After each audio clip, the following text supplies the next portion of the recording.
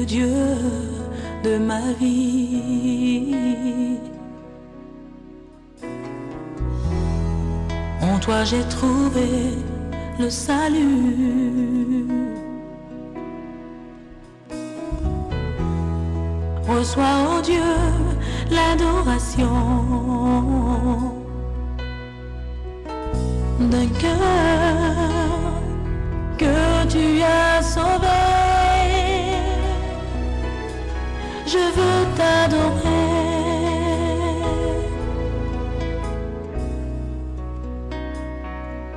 Oh, je veux t'adorer. Votre Balingami Katina Kolope Balandia émission La gloire du ciel. Merci. Na bozali na bino liboso ya ba etande miki na bino na kati banda na bino.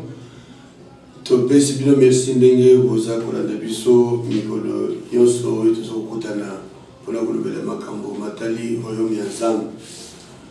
Mikolo uti koleka tozalaki kosolola makambo matali lolenge ya mokili pendenge salemi ndenge toyebi malamu ke tozala mokili moko ebengami royaume terrestre.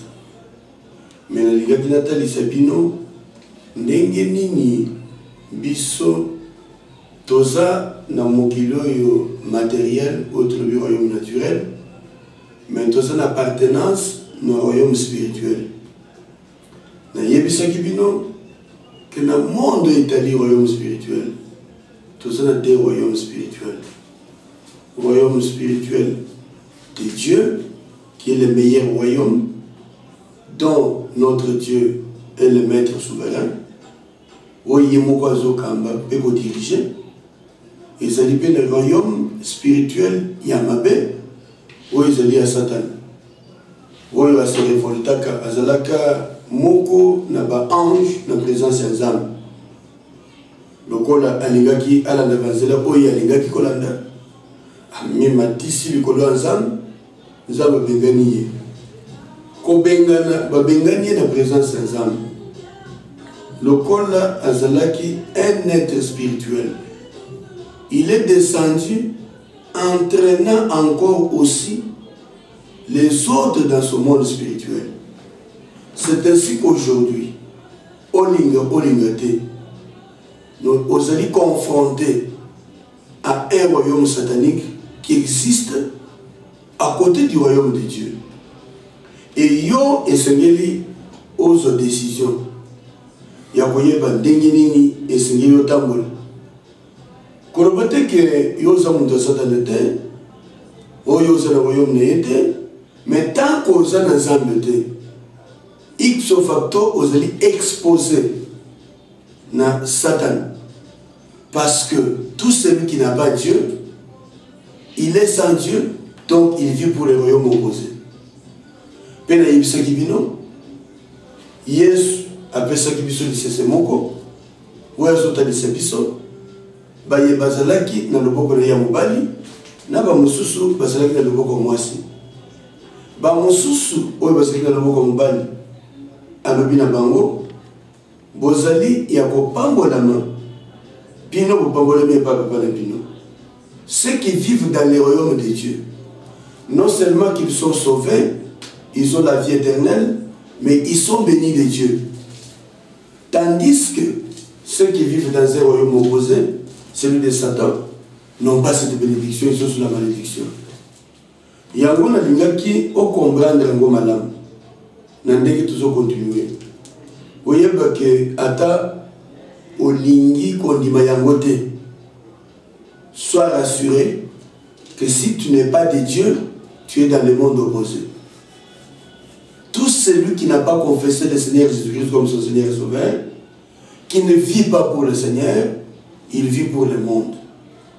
Et nous devrions comprendre que nous avons des décisions à prendre dans notre vie pour savoir de quel côté appartenir et savoir pour qui nous vivons.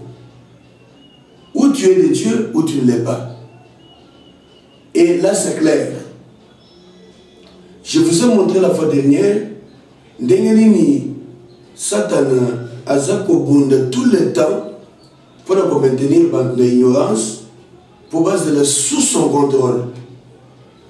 Na makambo toujours continuer au côté sikoyo. Na sa kotali sayo, ndenge ni nokukoza na autorité likolo ya royaume mususu spirituel wana. Osokoza na sam, osotambola na ye, apesio bokonzi pe makoki ya kozala victorieux face à tout autre royaume qui peut exister, à condition que tu appartiennes au Seigneur.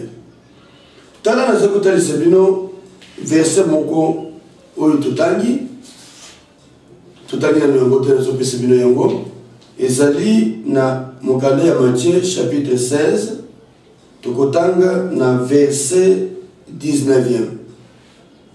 Tango tozozonga na mokanda oyo nazotanga yango nani. Je te donnerai les clés du royaume des cieux. Je te donnerai les clés du royaume des cieux. Ce que tu lieras sur la terre sera lié dans les cieux. Et ce que tu délieras sur la terre sera délié dans les cieux. Je voulais vous parler du pouvoir, de l'autorité que détiennent ceux qui font partie du royaume. C'est ce que le Seigneur Jésus-Christ devait nous expliquer dans les passages que nous lisons.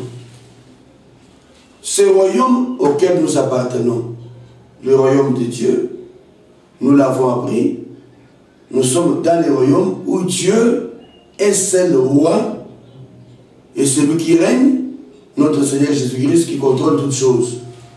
Et dans ces conditions, quand vous avez Christ, vous avez le contrôle et le pouvoir sur toutes choses. Nous avons le sous ce matin, mais nous avons continué à évoluer. Alors, awa nalingi siko kotalisa yo ndenge nini okoki kokota na royaume ya Nzambe pe makoki nini ekokopesa mele yo l'air yo na kati ya royaume ya Nzambe.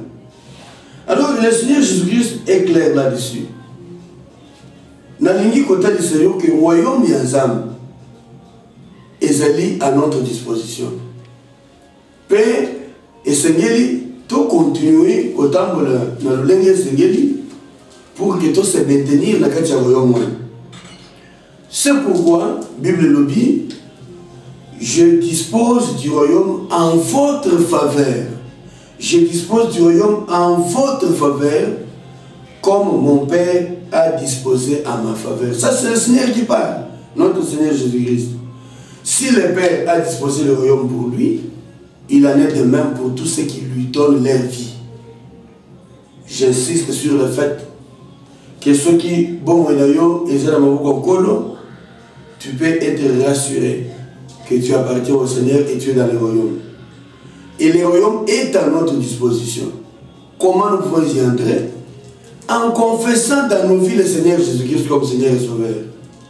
Dans une histoire de la Bible, où est allé Nicodème. Nicodème, tango azali kobika, awa na sa mokili. Aye ko se rendre compte à un moment donné que vie na Yesu Christo et que sanaki. Ezalaki ndenge moko te. Azali kosala effort po ayeba kosala mpe makambo Kristo azosala. Oyebi kozala mosantu, koboya masumu, kotambola na ndenge ya kotosa nkolo. Ce n'est pas donné à tout le monde. Parce que ça n'a pas effort pour que vie na bango ezala plaisir na Nzambe bakomate. Na kutana na muntu moko atunaki ngai soki il est possible ya kozala na mokili oyo sans kusumuka. Na tuni pour nous soutenir les Cambouans. Dit parce que bino bolobaka mobali akoki ko tenir ferme sans que moi si azala akwe ne bobote. Moi je dis oui, c'est vrai. C'est possible. Il dit mais moi j'ai tout fait. Nazo kokangote. Mais c'est une vie. Okoko kango ndenge nini. Soko za monte royaume pas noté. Pe oza monte zo tabola na yete. Et donc, pour dire que nous appartenons à une vie. Et c'est notre vie normale. Ce que tu as dit, moi, je suis moi, je suis moi, je lobby à Télémi à Tamboli. Ce que moi, je Tamboli, c'est un miracle. Et c'est une vie normale. Et c'est une disposition à laquelle tu as dit, quand un certain âge à Tamboli. Ce que moi, je suis ou comment on a le bébé, a commis que Luca Bissika a comme le libéré. N'a pas qui libère les côtés. Parce que dans sa vie, il a insisté.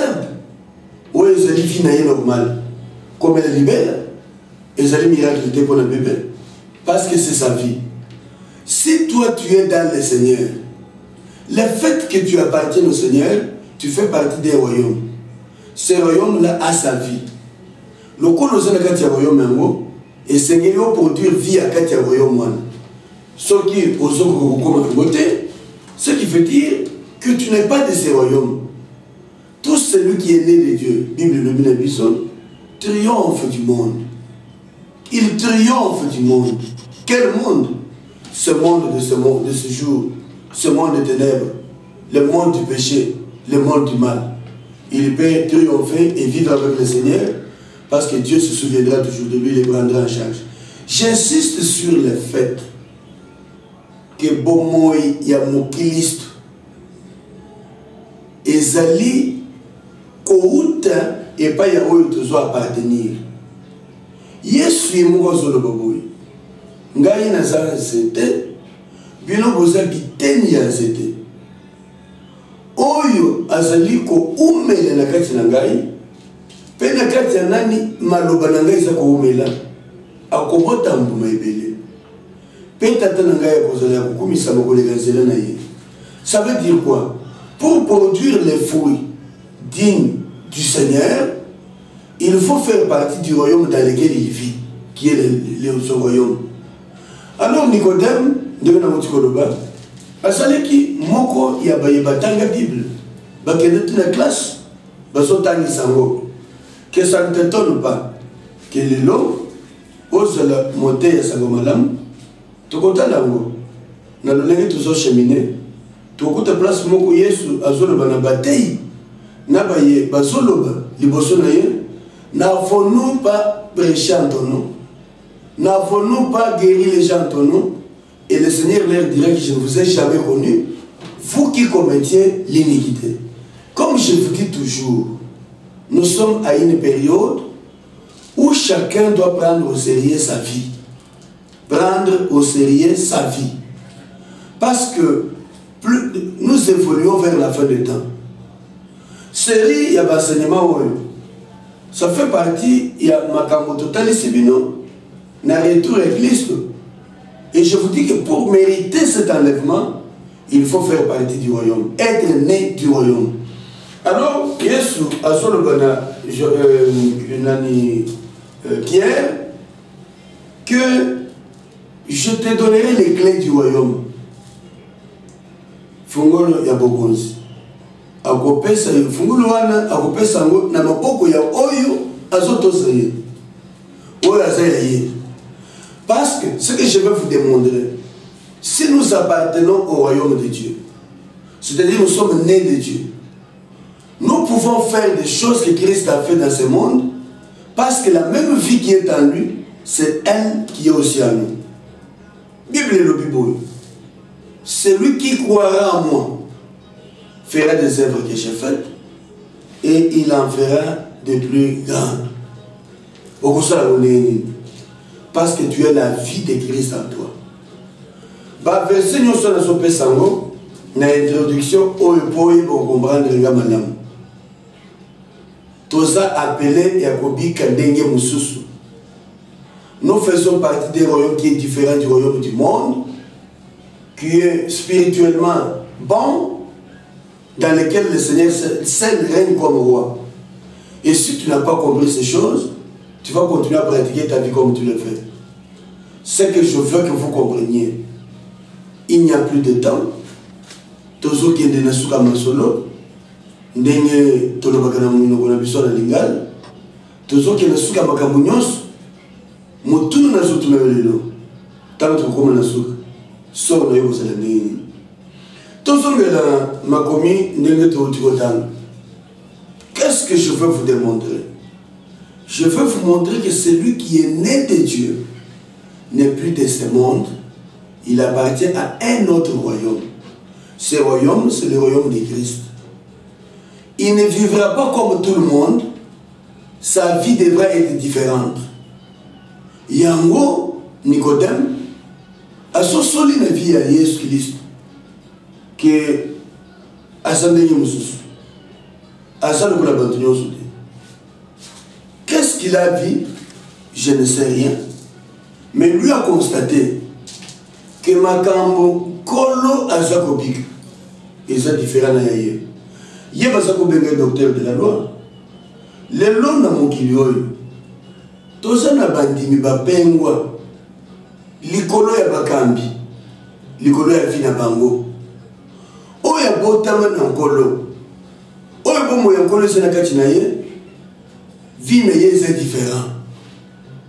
Mon frère, ce que vous avez aux amotei, aux associés pas qu'à l'église, aux diacres, aux musiciens, aux mosali ensemble, et que vie na yo, et ça qu'on reflète aux athées, c'est qu'il y a un problème. Il y a lieu de poser des questions. Oui, parce qui osent penser ensemble, ou bien osent ensemble. Est-ce que au bon la montée ou bien au bon la montée?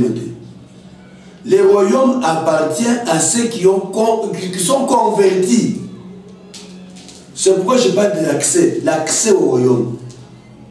Nicodème a poussé dans Christ. A tenu.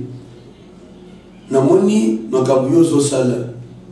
Vie na yo et je le voulais épisoder. Tu es différent. C'est que tu es vraiment celui qui est venu du Seigneur.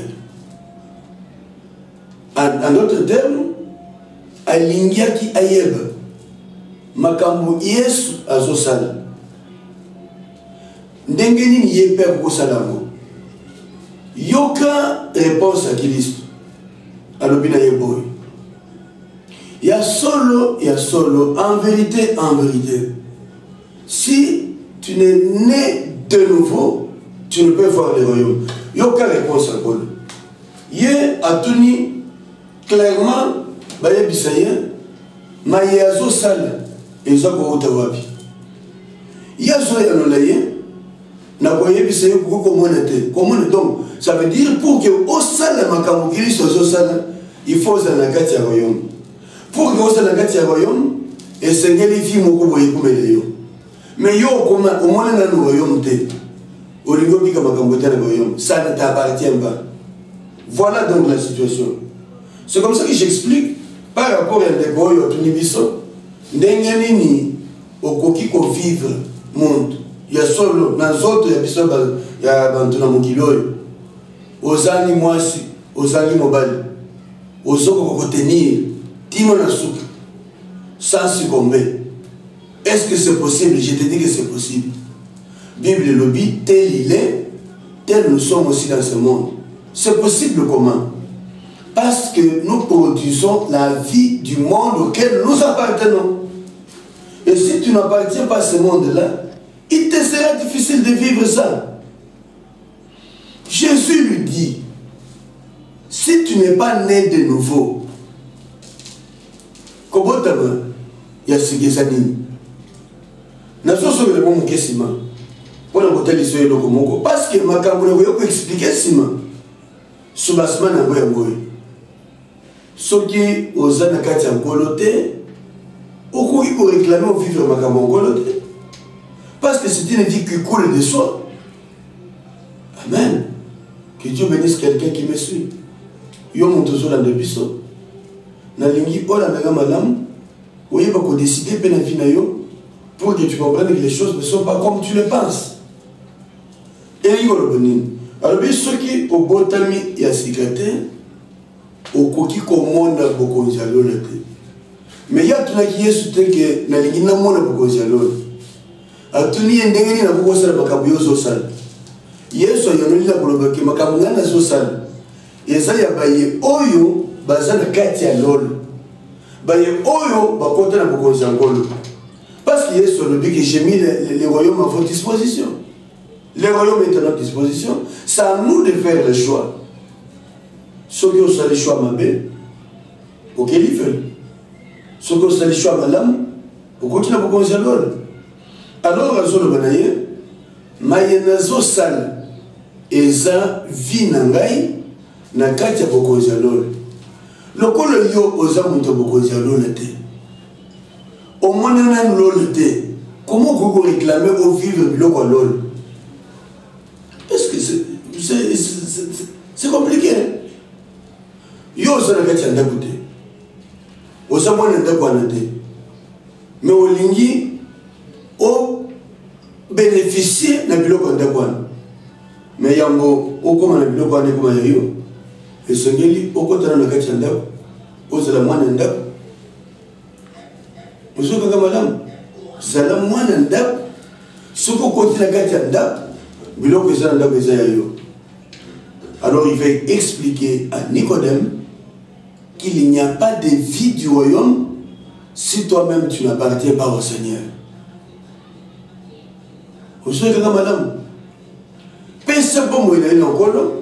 C'est la porte d'entrée. Ainsi tu auras l'accès au royaume. Nazalaki kotalisa bino na introduction na makambo matali kokota na biso na royaume ya Nzambe. Ndenge na expliqué bino. Il y a des royaumes différents dans le domaine spirituel. Dans le baki déjà que nous avons le domaine naturel ou matériel, tout appelle le domaine spirituel. Dans le domaine spirituel, nous avons des royaumes. Le royaume de Dieu et le royaume de Satan. Quand je parle de la vie du royaume, et la vie, il y a ici katovandi na kati ya nkolo. Na lingi kotali sepino que oyo apesa bomo inaye na nkolo. Aza kozela nkolo aya tango akoyoka matekeleze na ye atombola ye aza déjà na kati ya vie wana. Parce que soki oza ya ye te okotombola te okokende te okotikala et okoleka na makambo totala makambo matali la persécution. Nazozongela verset totangaki. Jésus azoloba makambo matali ekeleze na ye azoloba l'église. Azoloba boye Matthieu chapitre 16 nazobandela na verset 18. Bible le boye. Et moi je te dis que tu es Pierre et que sur cette pierre je bâtirai mon église. Et que les portes du séjour de mort ne prévaudront point contre elle. Je te donnerai les clés du royaume des cieux. Ce que tu lieras sur la terre sera lié dans les cieux. Et ce que tu délieras sur la terre sera délié dans les cieux. Tala, kolo, asolo bakamatale gelese na ye. Asolo banapetelo. Azolo ke yoza libanga likolo ya libanga oyo na kotonga ekeleze na ngai pe azotalisa biso que bikuke ya royaume ya bawe ekozala na makasi likolo liboso ya ekeleze na ngai te. Qui est l'église? L'église c'est moi, c'est toi qui avons donné nos vies au Seigneur. Mais comment tu veux vivre dans la victoire et le triomphe? C'est parce que nous sommes dans le royaume de Dieu. Qui sont l'église? Ceux qui sont dans l'église, les membres du Seigneur, l'église du Seigneur, ce sont ceux qui ont donné leur vie au Seigneur Jésus-Christ. Au bandimela ye, ba décida kotambola na ye, na lolenge esengeli, na vie oyo za bapesa bango. Alors, na kati ya passage oyo, Yesu aza ko révéler Pierre et loko moko mutuya. Aza ko talisa ye que ye lolenge azali likolo ya fondation ya église ngolo. Fondation c'est Jésus-Christ. Ce côté les la fondation. Soyez rassurés que le côté mon comme qui le connaît c'est le thé. Les portes du séjour des morts ne prévaudront pas contre elle. Si tu lui appartiens, ce que c'est, tu régneras avec lui. En commençant déjà par cette vie où nous sommes, jusqu'à les rencontrer dans l'éternité. Mais pour que tu règnes avec Christ dans ce monde maintenant, il faut que tu sois déjà né du royaume. Ose le royaume ensemble. C'est comme cela que nous insistons sur le fait que ceux qui osent y être, il te sera difficile d'y être et de vivre avec lui. Mais déjà aujourd'hui, tu peux exercer l'autorité et le pouvoir de Dieu. Parce que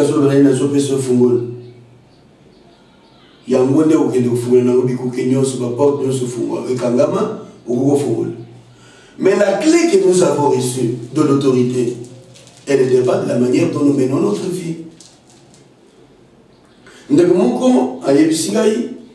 Comment se fait-il que mon azali possédé, azana milieu mabe, akenda kota la musaya azam, asamela lo que salemate. Je t'informe que les démons, les esprits méchants, les esprits mauvais obéissent à la vie de celui qui est consacré au Seigneur. Si tu vis dans les mal et les péchés comme tout le monde, tu n'as pas d'autorité sur le diable. Parce que la nourriture du diable de tous les jours, c'est les péchés. Naïko otigate, masango otigate, kofinga otigate, koyiba otigate, koboma, osanakasinango. Mais tu te proclames aussi serviteur de Dieu. Comment tu vas exercer le pouvoir de Christ? Le fait pour nous d'être nés de Dieu, ça fait de nous les citoyens du royaume de Dieu. Étant devenus citoyens du royaume de Dieu, nous avons l'autorité et le pouvoir sur toute la puissance du mal. Jésus a son le par la suite. Likolo libangoy na kotonga ekeleze nangai. Na kotonga ekeleze nangai. Asa kotali seyete. Bokonzi nyonso likolo ya nyonso ezala moboko ekelezi. Mais celui qui est église, c'est celui qui appartient au Seigneur. Voilà notre introduction. Pour notre que nous avons une vie différente. Et cette vie nous distingue du genre de ce monde. Tozali ba Pierre, oyo kolo, alona na mokili oyo, pour tous les représentants naïe. Il est bangango, et ils contenir le pouvoir nango na kolo. Et j'insiste na bon moyozo mené. Ozola nangadelo, ceux qui malgré le fait que ozo se retrouver dans ma gambozo sale, ozo na boza mosali ensemble, mais ozo continuer ko sala ndeko tamle ndeko zo tambola wana, c'est une occasion qui t'est donnée pour que toi aujourd'hui tu décides de changer ta vie. Et le Seigneur a besoin de toi. Le Seigneur a besoin de toi. Le collègue Nicodème, à l'époque qui sonnait, à qui vous tenez un colo. Mais lui, il est allé de nuit. Mais je te conseille, toi, d'aller voir le Seigneur. Le Seigneur, comme nous parlons là, nous te parlons du Seigneur. Tu as là dans nos vies, tu as là dans nos lingos au tambour. Mais tu t'appelles aussi avant les dieux. Il y a beaucoup de choses qui se passent. Vous voyez, Billy Solo, il y a 7 fils de Séva. Baye wana bazalaki komona Paul azobengana milimo mabe bango mpe bakie mokolo moko bakie koyebisa bademo bamikangeli na bademo na kati ya ndako balobi na bademoniaka na kombo na Yesu oyo Paul aza kote topesi bino mitindo botika nzoto oyo banto liboma wana bazalaki na milimo mabe batetourne batali bango bayebisi bango boye Yesu oyo Paul azoteya wana toyebi ye mpe toma Paul wana toyebi ye mpe aza mosantu azobanga Nzambe yango wana aza na bokonzi likolo na biso Kasi toi, oui, bino boza banani. Boza ko se permettre, bo oser ko le bino tolum. Kasi boy c'est le biso toujours l'excellent makam. Ba démoniaque oyo ba s'emporter sur leur vie. Pourquoi ils ont exposé leur vie alors que ils n'appartenaient pas au Seigneur? Ndeko. Attaque aux autres la makamboleno on ne peut pas se cacher. La vie de Dieu, elle se connaît. Ndeko za on se cause à ça, boye cause à ça. Ce cause à été ou yebi cause à été. Ni connaît ma yeba kit. À ça qui docteur de la loi. À ce qu'autant qui se loi. Dans la synagogue, puisque nous se sont tanguis. Mais malgré les gars il n'était pas de Dieu. Comment que vous pouvez vous retrouver jeté hors du royaume. Être jeté hors du royaume, en dehors du royaume. D'abord, Yesu a les portes de ce jour des morts. Oyo ekozala na makokite liboso ya ekelezi. Elini koloba boyo que tokozala na banguna. Na yebisibino yango déjà. Kokanisete ke na mokili oyo sokobika, tout sera rose. Nous avons du combat. Nous faisons face aux puissances des ténèbres. Soyez rassurés. Et ça, il y a pour raconter l'histoire. Nous avons les ennemis du monde des ténèbres. Et si vous ne voulez pas appartenir au Seigneur, votre vie est exposée entre les mains de ces satanistes-là. Soyez rassurés que dans ce monde, il y a des gens dans le monde spirituel qui sont assis quelque part. Ou tu es avec Dieu, ou alors tu es avec Satan. Mais toi tu n'es ni avec Dieu, ni du côté de Satan. Tu dis que tu es naître. Il n'y a pas de naître dans ce monde. Alors les portes du séjour des morts ne prévaudront point contre elle et contre l'église. Et je vous dis que quand je parle de l'église, je parle des personnes qui ont donné leur vie au Seigneur. L'église, c'est l'ensemble de tous ces gens à travers le monde.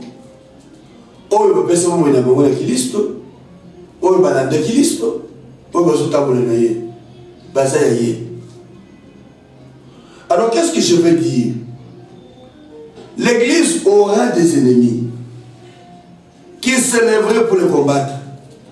Mais l'ennemi va convaincre qu'il était parce qu'il y a un royaume. Ah, c'est ça, c'est très important. Bangouna tous na bango. Biskeno tous na bango. Mais oyo baza consacré na nkolo. Satan a pouvoir de na bango te. Bakozana toujours vainqueur. Le combat y en aura. Pourquoi? Parce que nous ne sommes pas dans un monde où nous sommes seuls. J'ai dit qu'il y a des mondes, des royaumes spirituels. Soit aux ensemble, soit aux Satan. Alors, ceux qui sont de Dieu, certainement, mais Bitumbawana, il y a un impact de la vie dans la beauté. Mais ceux qui ne sont pas de lui, ils seront criblés comme des formes. Oui, puis je me suis Yesu, toujours bien. Satan a réclamé qu'il na bondeli pona yo.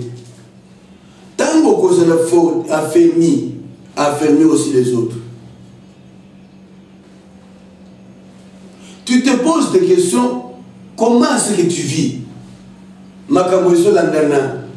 Ezo ata seulement son nom sur les malheur les autres attendent. Malheur, situation difficile. Tes enfants sont des rebelles. Vinayo, Ndengezali, c'est toi qui ouvres les portes. Tu es un père de famille. Au lieu de te consacrer au Seigneur, encadrer ta famille, te voilà dans les hôtels avec des prostituées, te voilà à côté avec n'importe quelle vie. Mais si maintenant, tu te poses des questions, comment tu es dans cette situation? Ce qu'on s'en a gâté au royaume, viens à lui, Seigneur, c'est la consacrer. Et le Seigneur te protégera. Il te gardera. Si maintenant, tant que les portes de ce jour de mort ne prévaudront pas contre elle, à ce moment qui c'est là comme sous, il y a Moutouya. Yes, à ça qu'on peut mettre Pierre, Fongolo, il y a un royaume ensemble. Clé du royaume. C'est là que je voudrais insister. Ces clés sont données à ceux qui lui appartiennent, à ceux qui vivent avec lui. Dans le monde naturel, les gens possèdent les clés des bâtiments. Ceux qui montent à Tonginda, ou bien ceux qui montent à Lingal, ils ont des clés. Il faut que vous signifier qu'on a l'autorité, il y a qu'on fonde la paix au côté de l'Anda. Ceux qui vont payer sur clé, moi, je pousse à l'Anda pour les athées. Mais, clé va payer sur, ils ont pris sur possession autorité. C'est ce que cela veut dire. Pételo, quand on a ce qu'on va dire, n'a pas si fungolo ya royaume ya Zam. La vie du royaume, nous parlons de la vie du royaume. Et cette vie du royaume que nous avons tient compte des clés que nous avons reçues. Les clés que nous avons, j'appelle ça l'autorité. Alors, Yesu, à ce qu'on appelle l'autorité, a payé 6 mondes. Tant que ça, mon kilo, aïe, bakobenga makabuelo la ezala na yena mon kilo. Alors, bien sûr, personne fungola ya royaume ensemble. A personne na iglesia, ça veut dire a personne na montunyoso. Oyo bomo inaye et personne na nkolo. Soko mikaba na nkolo. Tu as le droit de vivre des choses qui sont dans les cieux. Le pouvoir là que Nicodème cherchait, ce pouvoir qui est entre les mains du Seigneur lui-même. Nicodème cherchait ce pouvoir. Il ne pouvait pas l'exercer parce qu'il n'était pas de cette vie-là. Il y a un choix à faire. Une appartenance. À qui appartenez-vous? Vous vivez dans ce monde pour Dieu ou vous vivez pour Satan? Quand on va dire que nous autres Satan, non, il faut que tu le saches. Ce que vous avez ensemble, vous avez Satan. Et c'est clair. Il y a un choix à faire dans la vie. Un choix à faire. Quand nous, à ce que nous avons diminué, que vous recevrez une puissance, le Saint-Esprit surviendra sur vous et vous serez mes témoins. À Jérusalem, dans la Judée, dans la Samarie et juste aux extrémités de la terre. Et de l'autre côté, il avait dit à Pierre, je te donne le pouvoir, je te donne les clés. Les clés du royaume étaient les pouvoirs liés à quelque chose que nous avons reçu. Et en même temps, il dit, vous serez mes témoins. Vous savez beaucoup aussi. Vous êtes témoins d'Angaï. Je vais insister sur le fait que dans ce monde, nous ne vivons pas seuls. Il y a beaucoup de choses qui se passent. Vous voulez être protégé, vous voulez être sécurisé. Notre sécurité est dans le royaume de Dieu. Il faut mener la vie de ces royaumes. Les clés du royaume étaient le pouvoir de lier et de délier. Je te donne les clés du royaume. le pouvoir qui nous permet de vivre sur cette terre, le royaume de Dieu. Il dit, Oyo kolobanasa mokili oyo ekokangama na lona. Soki olobi esalemi na lona. Soki oboyi lona pe boyang. Nalingaki na introduction ya clé du royaume Nathalie Sayote Osana Bokosi Sokoza Yazam. Et je voudrais aujourd'hui examiner Vinayo. Si tu n'arrives pas à remporter la victoire sur le combat que tu as, ça signifie que tu n'es pas de ces royaumes, tu n'as pas ces pouvoirs. Parce que tous ceux qui sont de Dieu détiennent un pouvoir qui leur permet, tout en étant sur cette terre, d'imposer silence dans le monde. Et le silence nous faut l'imposer lorsque nous lui appartenons, lorsque nous vivons avec lui. Ce que tu lieras, je vais insister sur ça parce que par là que je vais terminer pour notre émission d'aujourd'hui, avant que je puisse continuer par la suite à l'émission prochaine pour vous parler de comment on entre dans le royaume et l'accès dont je nous ai annoncé tout à l'heure. Nathalie Sibino Makambo Yamotuya Nalingi na émission à l'élo au retenir le Komoko que le royaume spirituel, il y en a deux. Soit Oza na côté Azam, soit Oza na côté à Satan. Ce que c'est le choix pour appartenir dans Zambété, c'est que c'est le choix pour Satan. Il y a des gens qui disent, moi je ne suis pas féticheur, dans Zandokité, na kota kata kwa ngangate, na yiba kate, na melaka masangate, na melaka cigarette te, na bomakate, na bundakate, c'est que ngana za muntu malamu. Non. Le fait de te donner des disciplines, il y a des gens disciplinés, avant d'y payer pas d'ailleurs, à provoquer comme un tout à ça comme un mais le Seigneur lui dit qu'il ira en enfer. Pourquoi? Parce qu'il n'a pas décidé d'appartenir au Seigneur. Déjà, quand tu ne sais pas exercer l'autorité que Christ a dans ce monde, ça signifie que tu n'as pas la capacité de vivre la vie de Dieu. Et cette vie de Dieu, comme tu ne peux pas la vivre, tu ne peux pas entrer aussi dans le royaume de Dieu. C'est clair. Il y a un choix à faire. Nicodème a compris qu'il m'a kambongo. A songi moi sima. A yego yebisa nkolo. Nalingi nayeb. Mais yoza kosala ewutiwa bokojo ne suis ngwapi. Na kozonga la mona parti au Togolanda. Alobi ya solo soki obotami ya sikate komona. Avant de faire les choses qui sont de la vie du royaume, il faut voir le royaume. Mais yo mona ta royaume te. Mais au kaniski makambo royaume ko sala moni. C'est une vie commune. Je parle de la vie du royaume. Bon moi, il y a royaume, il y a Zam. Il y a beaucoup de lol. C'est pourquoi cette émission s'appelle La gloire du ciel. Au qui qu'on vivre qu'un mois lol awanase parce que vous avez beaucoup d'abord. Mokoya baye oyo baye bilol.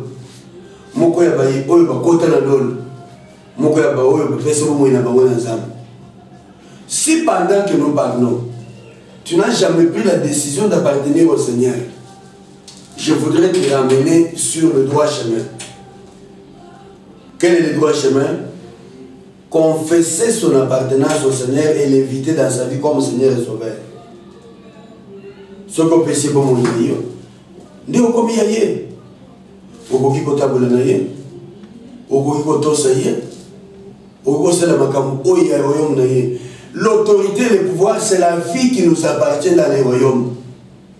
Yango kolo alobina petelo na pesio fongolo ya bokonzi ya lolo. Ce qui a ninga lelo, que constater que bon moïna yo, makambozo tamboula malamute. Osaka que sous l'oppression satanique et diabolique, il faut revenir au Seigneur. Autant dans une confession de foi na yo. Est-ce que tu es vraiment converti? Tu as donné ta vie au Seigneur. Ceux qui sont nés de Dieu ne pratiquent pas les péchés. Pourquoi? Parce qu'ils sont du royaume de Dieu. Kono asalisa yo, yo monto tikola de biso. Ceux qui vivent na yo, et c'est là qu'il y a le lengue wana. Bongola motem. Changer bizali. Senga nzambe asuga yo. Lokolo za moko ya royaume nzambe. Bongo na yo et bongo. Obanda ko vivre vie ya royaume. Et c'est là na yo. Donc comme il y a émission na biso ya lelo. Émission et Pesameli Bino na église famille royale. Où ils allaient moko ya mangomba ya communauté charismatique cité des refuges. Où tu vois la biso numéro na biso ils allaient voir la adresse. Que Dieu vous bénisse. Au cas où vous avez besoin de au benga biso, au kutana na biso, tu peux se rendez-vous, tu peux se la faire aux ensemble. Tout celui soit notre bon Dieu Père, nous te disons merci pour ta grâce. Ton amour était bien fait et c'est un merveilleux que tu nous as accordé de partager ta parole. Merci pour ceux qui ont suivi cette tranche que nous recommandons ta grâce. Accorde-leur des bienfaits, tes grâces. Au nom puissant de Jésus-Christ, nous prions, Père, et nous te disons Amen. Au revoir et à la prochaine. Tu es le Dieu de ma vie. En toi j'ai trouvé le salut. Reçois, ô Dieu, l'adoration d'un cœur que tu as sauvé. Je veux t'adorer.